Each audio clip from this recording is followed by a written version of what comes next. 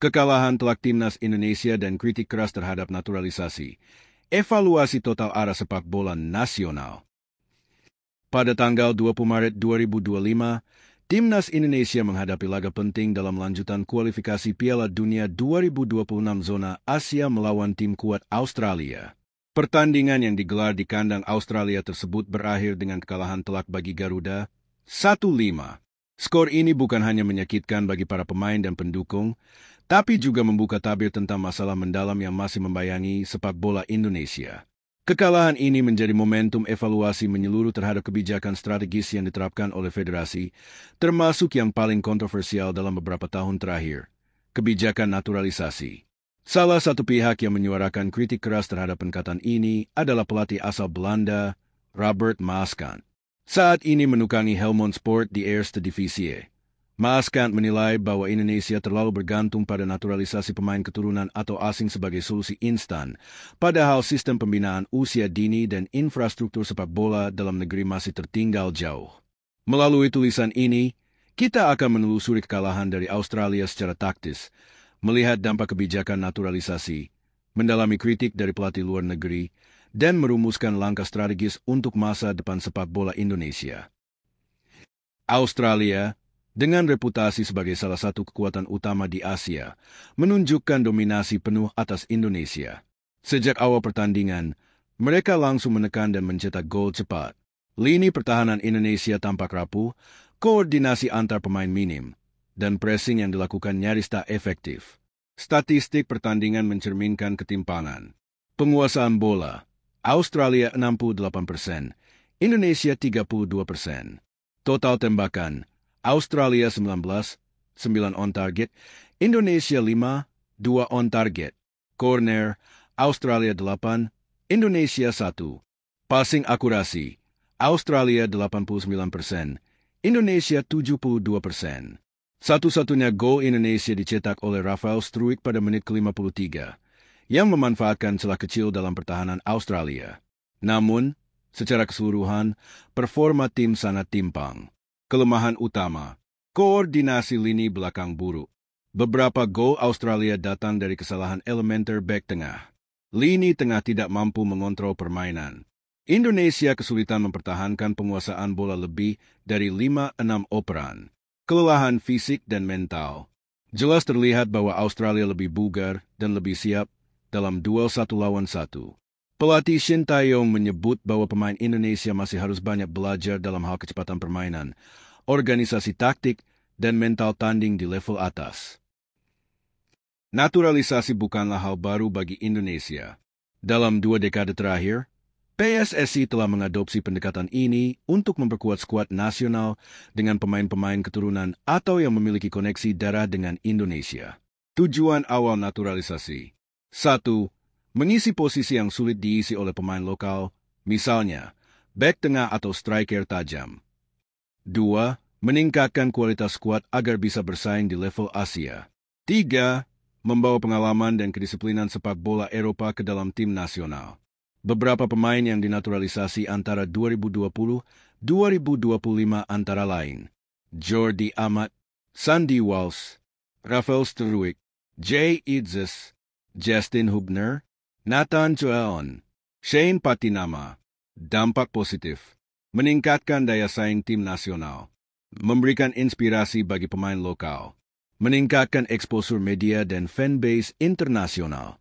Namun, ada pula dampak negatif: membatasi kesempatan pemain lokal, menimbulkan potensi ketimpangan dalam tim, kurangnya ikatan emosional dengan negara yang dibela.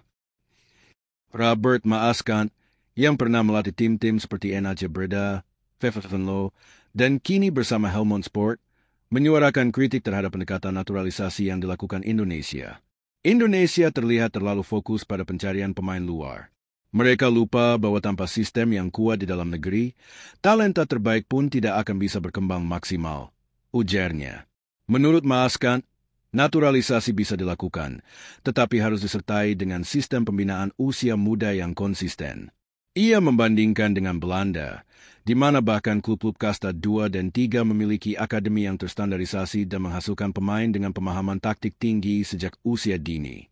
Beberapa poin kritik Maaskant: Naturalisasi seharusnya sebagai pelengkap, bukan fondasi utama tim nasional. Indonesia belum serius membangun fondasi pembinaan pemain muda. Sistem liga dan kompetisi usia dini terlalu lemah. Ketergantungan pada pelatih asing tanpa memberdayakan pelatih lokal. Naturalisasi bisa menjadi senjata bermata dua. Di satu sisi bisa memperkuat tim secara instan, namun di sisi lain bisa menjadi bumerang jika tidak didukung pembinaan lokal yang kuat. Berkah, menutup kekurangan posisi strategis, meningkatkan kualitas latihan dan standar profesionalisme, menarik minat sponsor dan media. Bumerang, menumpukan motivasi pemain lokal yang merasa tidak dipercaya, mengurangi identitas dan kebanggaan nasional, potensi konflik dalam tim karena perbedaan budaya dan komunikasi. Tim nasional seharusnya mencerminkan wajah sepak bola nasional, bukan sekadar kombinasi bakat diaspora. Jika semua sektor sepak bola tidak dibenahi, hasilnya hanya akan bertahan sementara. Jepang dan Korea Selatan fokus pada pengembangan usia dini. Setiap klub memiliki akademi terintegrasi. Liga profesional didesain mendukung pembinaan, bukan sekadar bisnis. Qatar memiliki aspirasi akademi yang menggabungkan naturalisasi dan pembinaan jangka panjang. Piala Asia 2019 dimenangkan oleh tim berisi kombinasi pemain naturalisasi dan lulusan akademi lokal. Arab Saudi berinvestasi dalam kompetisi lokal dan pelatihan pelatih. Tidak banyak menggunakan naturalisasi, namun kualitas liga sangat tinggi. Indonesia bisa belajar dari mereka bahwa infrastruktur dan filosofi pengembangan jauh lebih penting dibandingkan jalan pintas. Satu liga yang tidak konsisten. Jadwal sering berubah, minim kualitas wasit, ketergantungan sponsor dan keuangan tidak stabil. 2. Pembinaan usia dini lemah. Sekolah sepak bola, SSB, tidak terstandarisasi. Kompetisi usia muda minim. Minimnya pelatih berlisensi AFC. 3. Fasilitas latihan buruk. Banyak klub tidak punya tempat latihan tetap. Rumput stadion dan lapangan latihan tidak memenuhi standar. 4. Manajemen klub amatir. Banyak klub masih dijalankan secara tradisional. Minim profesionalisme dalam scouting dan rekrutmen. 5. Minim dukungan akademik dan ilmiah. Analisis data dan teknologi sangat kurang. Tidak ada budaya sport science. 1. Standarisasi akademi. Setiap klub Liga 1 dan 2 wajib punya akademi. Bekerja sama dengan sekolah dan pemerintah lokal. 2. Pendidikan pelatih. Subsidi lisensi pelatih AFC. Pelatihan terus-menerus dengan pelatih asing. 3. Pembenahan liga. Kalender kompetisi pasti. Liga usia muda yang terhubung langsung dengan klub profesional. 4. Audit naturalisasi. Seleksi ketat, bukan sekadar asal punya darah Indonesia. Pemain harus punya komitmen jangka panjang. 5. Dukungan pemerintah. Insentif pajak bagi klub yang mengembangkan pemain muda. Investasi dalam infrastruktur, lapangan, sekolah olahraga. 6. Keterlibatan masyarakat dan swasta. Kompetisi antar sekolah dan komunitas.